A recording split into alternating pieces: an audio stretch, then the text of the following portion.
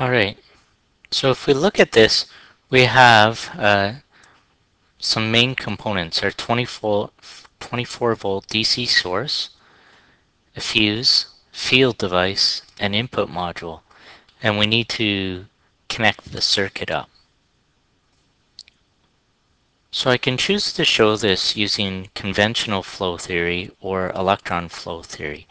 For this example, I'm going to use conventional flow theory.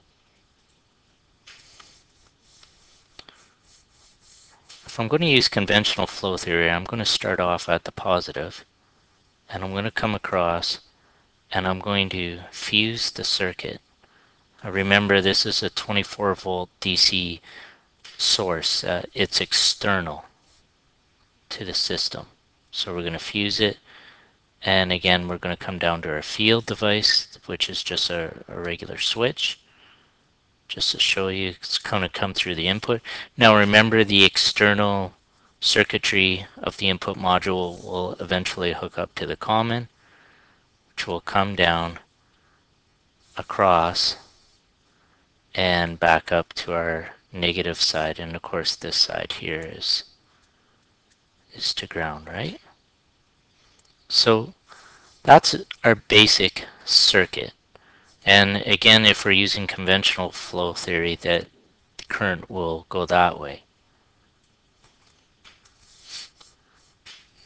Now, if we were asked to define whether this field device was sourcing or sinking, or the input module was sourcing or sinking, it's in relation to our main source and the direction of current flow. So in this case, if current's going this way around, this field device will be sourcing. It's closer to the source on the direction. So sourcing current. The DC input module will be sinking current. Notice how it's after this one. So this one would be sourcing, this one would be sinking.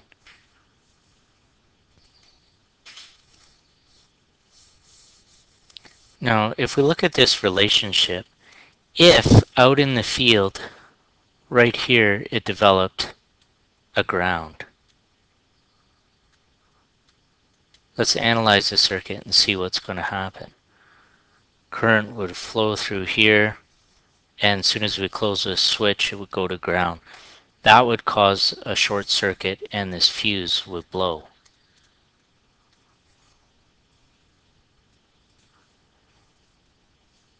And with this fuse blown, it would save the circuit.